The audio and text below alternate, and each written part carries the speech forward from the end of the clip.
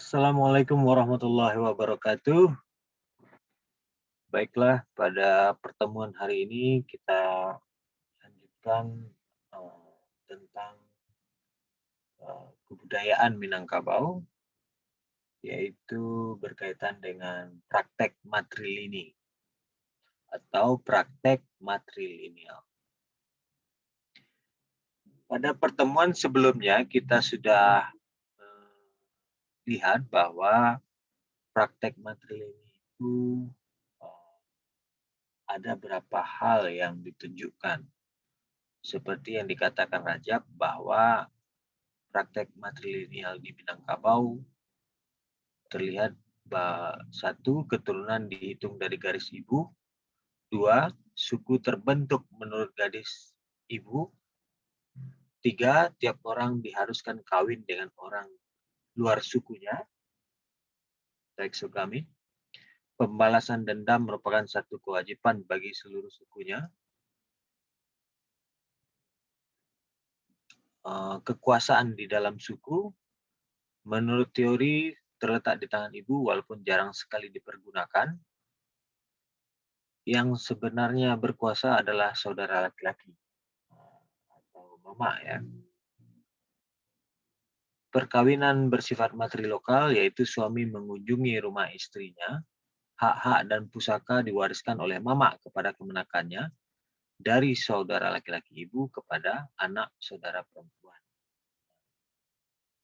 Praktek-praktek ini sudah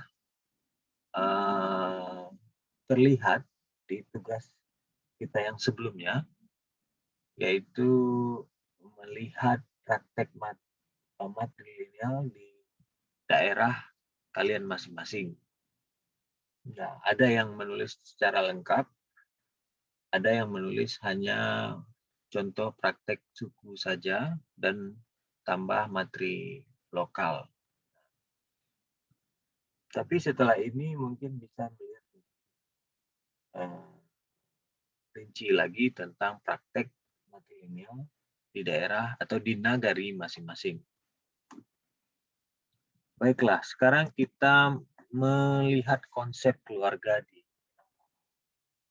Kita pahami bahwa konsep keluarga itu tidak seperti keluarga inti yang kita pahami dalam konsep matrilineal di mana ayah menjadi pusat, lalu ayah dan ibu dan anak itu adalah unsur keluarga inti dalam konsep matrilineal.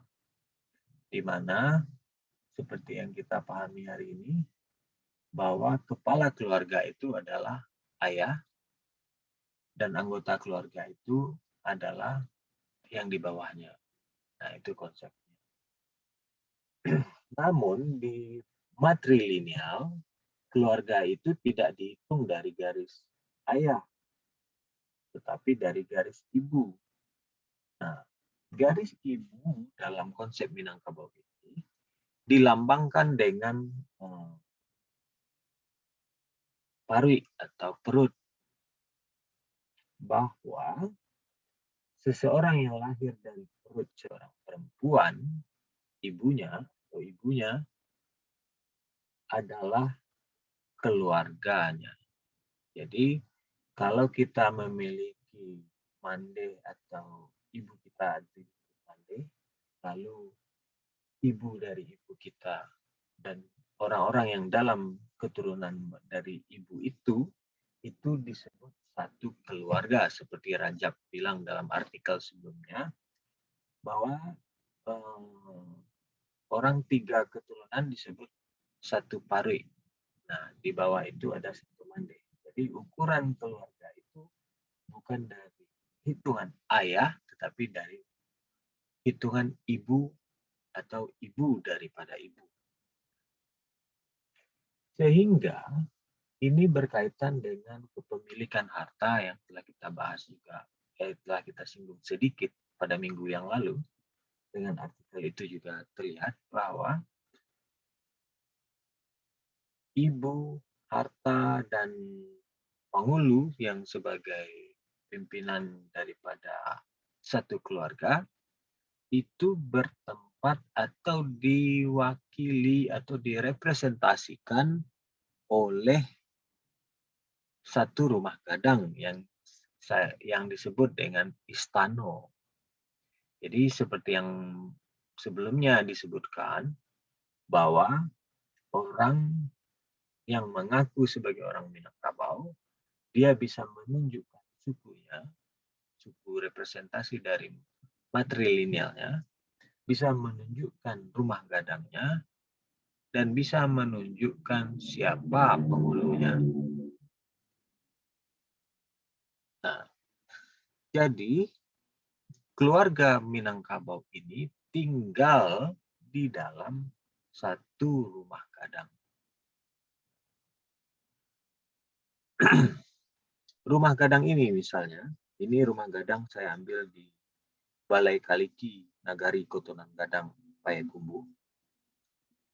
Ini adalah rumah gadang yang salah satu rumah gadang yang ada di suku Dalimo di Kanagarian Kotonan Gadang, yaitu di nama kampungnya adalah Balai Kaliki. Ini adalah rumah gadang Datuk Udun, suku Dalimo. Jadi, seorang penghulu seperti raja atau seperti pimpinan dari satu keluarga atau kaum, ini berbeda juga prakteknya di negeri-negeri, di nagari-nagari tertentu. Kalau di Balai Kaliki ini, satu rumah gadang itu terdapat satu penghulu. Kalau masyarakat berkembang, maka dia akan mendirikan satu rumah gadang lagi, lalu otomatis ada yang diurus, ada kemenakan yang diurus, ada harta yang diurus, maka berdirilah atau dibentuklah satu kepenghuluan, muncullah satu datuk baru atau penghulu baru. Ya, jadi relasi atau hubung kait antara penghulu dan rumah gadang itu sangat kuat. Ya, jadi satu rumah gadang terdapat satu penghulu. Seperti contoh di gambar ini, ada rumah gadang, ada satu penghulu. Dari rumah gadang ini satu kelompok rumah gadang di nagari tersebut, di kampung Balai Kaliki. Ini gedung yang berdiri sendiri ini adalah Balai Adat, dan di sini ada komplek perumahan suku Dalimo. Anda bisa lihat di sana ada rangkiangnya atau lumbuangnya, disebut lumbuang di sini. Jadi satu rumah gadang itu berdiri juga dalam satu komplek rumah gadang yang yang terdiri dari beberapa keluarga yang sama atau yang ada berhubungan moyangnya itu. Nah, itu disebut satu kaum, disebut satu kaum. Ada yang menyebutnya satu kelompok, itu disebut satu jurai. Ini istilah ini cukup beragam tergantung nagarinya. Yang pasti adalah kumpulan dari orang yang suku yang sama dalam satu kelompok. Nah, berikutnya kita masuk bagian dalam. Seperti kita tahu pada konsep ini, rumah gadang itu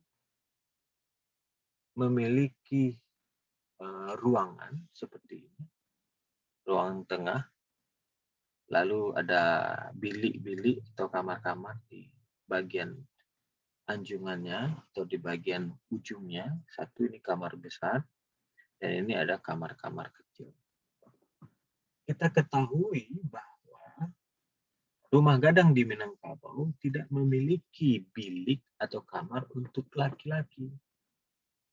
Jadi kamar ini hanya untuk perempuan. Ya.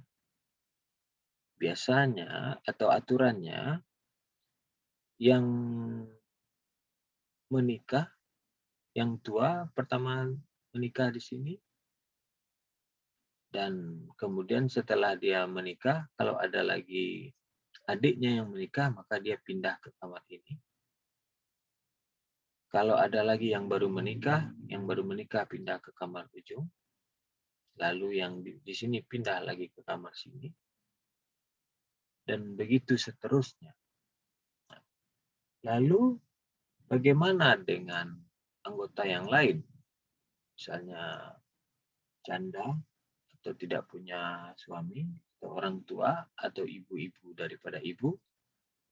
Biasa dalam praktek tradisional masa lalu, waktu sekitar akhir abad yang lalu, itu nanti saya berikan bukunya dari Jeffrey Hadler. Dia menceritakan bahwa anak-anak perempuan atau anak-anak kecil yang belum balik tidur di pelataran di sini. Karena di dalam sini adalah wilayah orang yang sudah menikah. Nah, di sini Anda lihat praktek matri lokal itu. Laki-laki suami itu akan datang ke rumah ini. Lalu di dalam bilik inilah dia istana daripada atau wilayah kekuasaan daripada laki-laki atau suami. Sementara di depan sini pada praktek matri tradisional masa lampau, orang-orang tua dan anak-anak kecil tidur di sini. Nah, disebut juga bahwa dahulu dapurnya ada di depan sini. Tempat orang meeting, tempat orang rapat, tempat orang runding di sini. Jadi tempat tidur waktu malam di sini bagi yang bersuami atau apa di kamar-kamar ini, bagi anak-anak itu di pelataran ini. Kemudian selain tempat tidur, disinilah terjadi rumpiang atau dialog-dialog praktek rumah gadang. Tonggak-tonggak ini itu ada maknanya. Dia menjadi penanda di mana seseorang harus duduk. Misalnya, orang Sumando atau orang Sumando itu adalah laki-laki atau suami yang tinggal di rumah gadang. Sumando bagi orang kampung ya, orang sukunya. Dalam acara adat, Sumando ini akan duduk dekat sini, di sebelah sini. Nah, penghulu dia akan duduk di dekat tonggak tuonya ini. Tonggak tuo. Kalau penghulu kampung akan duduk di pinggir dekat rumah gadang ini, di dekat jendela, dekat jendela. Lalu tamu akan duduk di sebelah sini. Aturan-aturan duduk ini juga tergantung kepada jenis acaranya dan siapa saja yang terlibat. Secara sederhana, saya ingin menyatakan bahwa rumah gadang ini ada aturannya tentang siapa yang akan menghuni ruang-ruang itu dan di mana posisi-posisi seseorang untuk bisa di mana posisi seseorang duduk di rumah gadang itu menentukan posisi sosialnya, apakah dia penghuni kampung, apakah dia penghuni tuan rumah, atau dia penghulu tamu. Nah,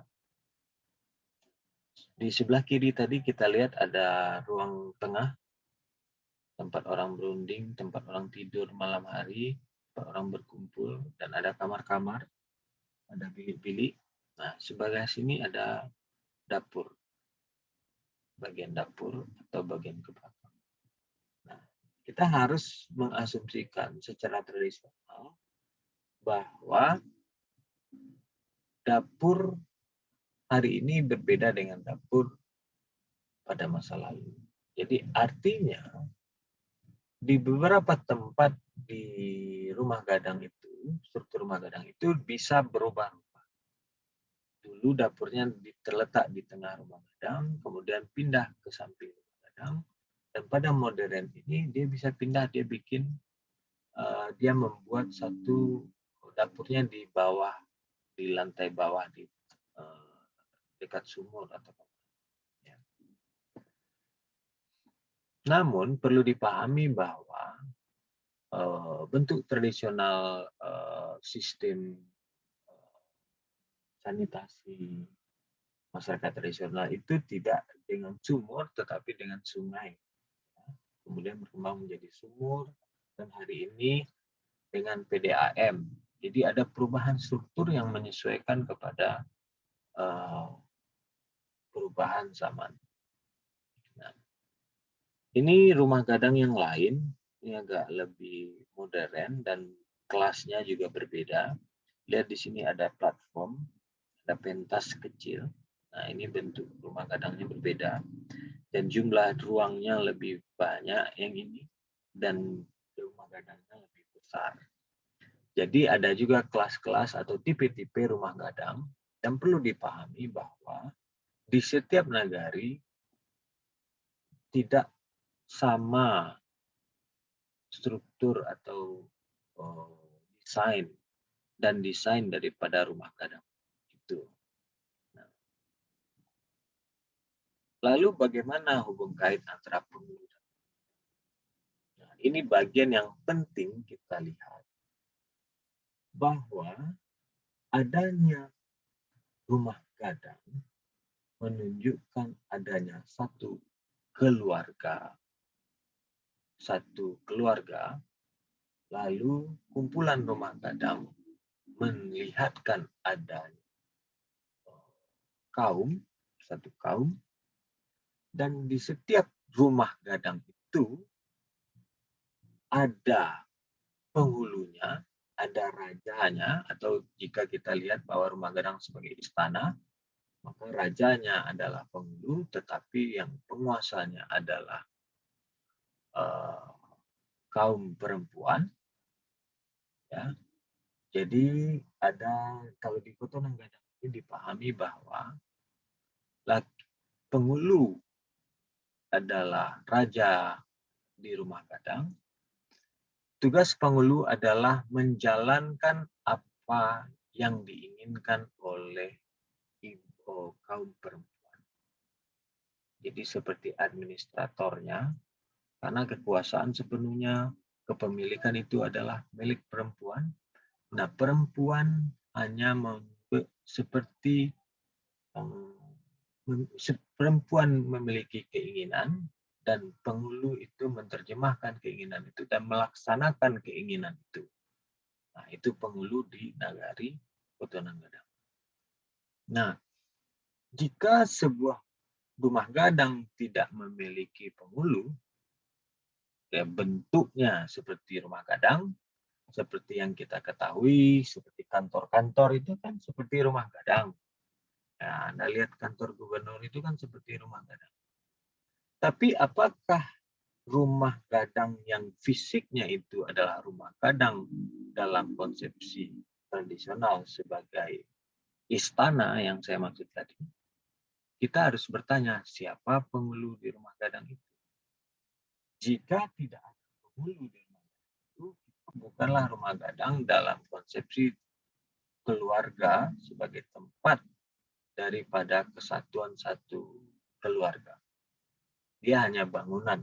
Bisa saja kita lihat seperti di Surabaya ada rumah gadang, orang bisa pergi merantau ke Rotterdam seperti yang ada di Rotterdam, itu ada juga bentuk rumah gadang. Tapi apakah rumah gadang ini bagian praktek matrilineal? Nah, di sini kita lihat. Rumah gadang sebagai praktek matrilineal, maka jika ada rumah gadang, ada penghulunya. Kalau ada rumah gadang, ada penghulu, berarti ada harta yang diurus, ada sawah, ada ladang. Kalau ada sawah, ada ladang, tentu hasil taninya, hasil kebunnya, hasil sawahnya disimpan maka ada rangkiang. Karena ada padi yang diolah, ada rangkiang yang berfungsi, maka di sekitar rangkiang akan ada lesung, dan begitu semua. Jadi artinya dalam satu kampung yang terdiri dari rumah gadang, terlihat struktur dari luarnya seperti tadi, ada balai adat, ada kampung yang satu suku sama-sama berderet, lalu disebutlah satu kaum, lalu di depan di dalam rumah itu ada satu penghulu, jika ada penghulu di dalam rumah itu tentu ada rumah gadang itu ada bilik-bilik, ini kamar siapa, ini kamar siapa. Dan jika ada prosesi, posisi di mana seseorang duduk di dalam rumah gadang menentukan posisi sosialnya. Jadi dalam pemikiran orang Minang atau secara tradisional, di mana posisi seorang duduk di rumah gadang ketika acara seremoni itu menentukan posisi sosialnya. Jadi bukan sembarang duduk. Jadi ada gramatikanya. Jadi demikianlah yang perlu kita pahami pada hari ini, bahwa ada hubungan antara rumah gadang dengan penghulu, dan hubungan rumah gadang penghulu itu menyiratkan ada bentuk lain yang diurus penghulu, yaitu harta pusakanya. Dan dalam konsepsi tradisional, sebuah rumah gadang ada penghulu, ada harta yang diurus, ada kaum yang diurus. Setelah ini akan kita jelaskan bentuk-bentuk lain yang berkaitan dengan antara penghulu rumah gadang dan harta, dan bagaimana orang Minangkabau melihat atau menerjemahkan, memahami dirinya dan lingkungannya. Kita sudah bahas di mana rumah gadang, bagaimana struktur rumah gadang, lalu hubungan berikutnya dengan surau. Apa itu surau di dalam konsepsi Minangkabau? Kita sudah bahas sistem matrilineal, wujud matrilineal di Minangkabau. Kita sudah jelaskan tentang hubungan penghulu dan rumah gadang. Pada pertemuan berikutnya kita akan membahas hubungan dengan ketiga hal itu dengan surau. Saya rasa sekian saja pertemuan hari ini. Terima kasih.